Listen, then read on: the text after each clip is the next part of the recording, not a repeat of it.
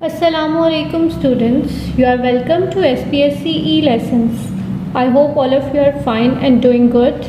So far in the lesson we had studied matter, its three states and their particle models.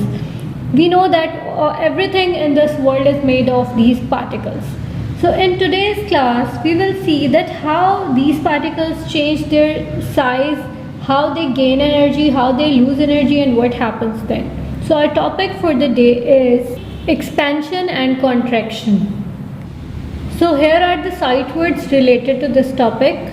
Molecules are the particles of matter which are formed by the combination of different size of atoms or atoms of different elements.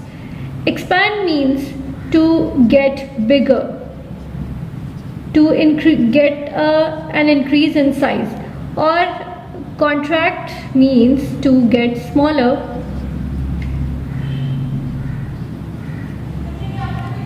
The size shrinks during contraction. We know that matter is made up of small particles which are atoms or molecules. So when this matter is heated, it expands.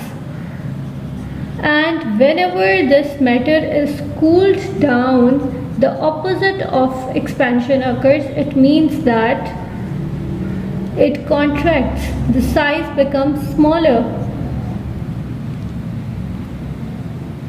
To explain this behavior of matter, there is a theory which we call kinetic theory of matter. This theory says that whenever a matter is heated, the particles gain more energy, they move with more vibrations. Resultantly, the substance expands. Let's see this example that firstly there was a matter of this size. The particles or the atoms or molecules, whatever there are present in this matter, they are very close together. So when this substance was heated, the particles started to vibrate. They gained energy firstly and then they started to vibrate with more energy. So their vibrations expanded, the span of their vibration expanded, and resultantly the size of the molecule increased to this extent. You can count that the number of particles are same, but the spaces between them has increased because of rapid vibration or vigorous vibration. So when in this state it was heated further, the particles or the molecules expanded, or they started vibrating with more energy. So the molecule got an expanded structure, which you can see. The number of particles is same, but why the substance is expanded? Because there are more spaces between the molecules.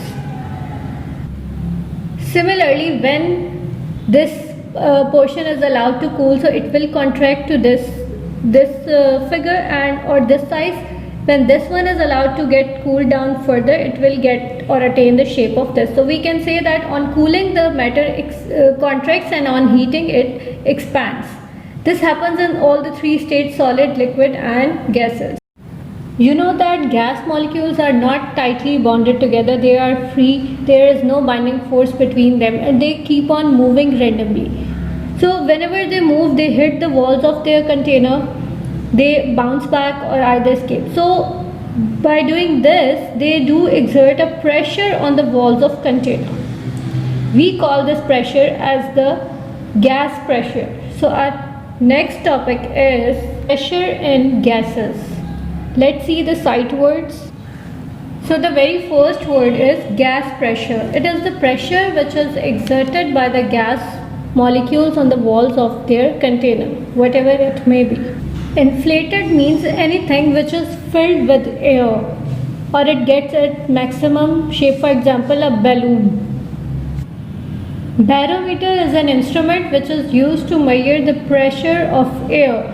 This is mostly used in meteorology where the weather conditions are predicted. Collapse means the destruction of structure of matter. These are squashy, they can be sealed inside a container, but when they are sealed they resist the expansion upon heating. This is because the walls of the container do not allow them to expand any further. then what happens, the pressure of these molecules upon the walls of the container increases, and we call it as gas pressure.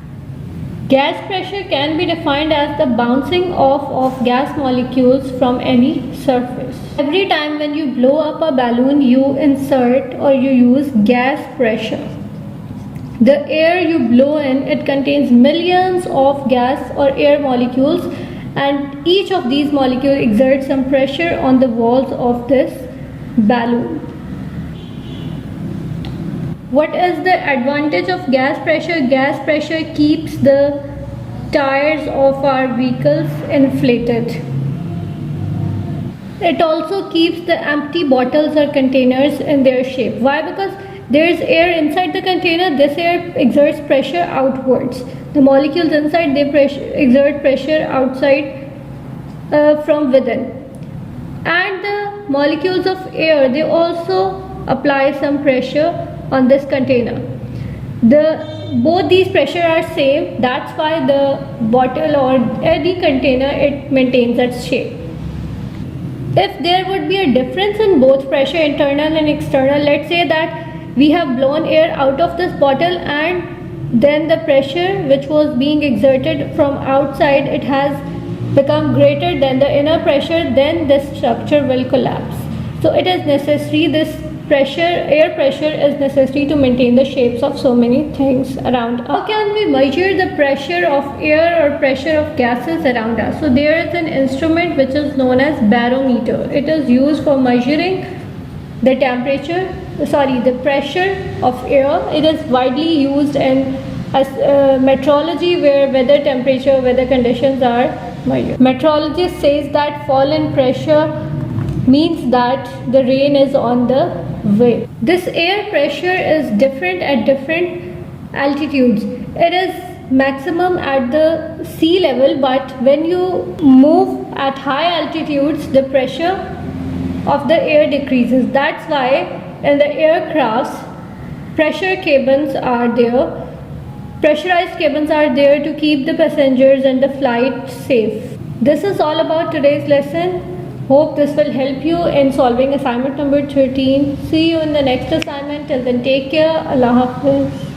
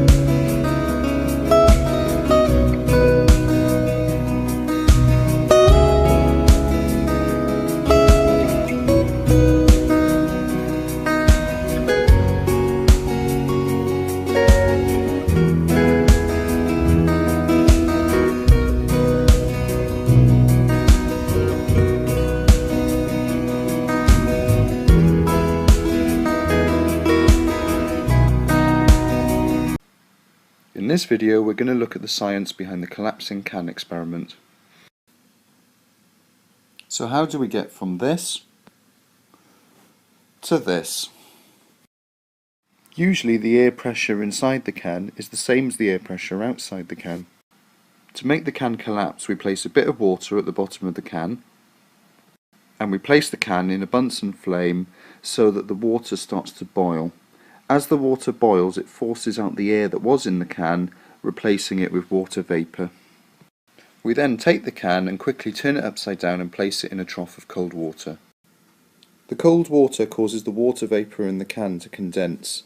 This causes the pressure to suddenly decrease, and because the pressure on the outside remains the same, the can implodes.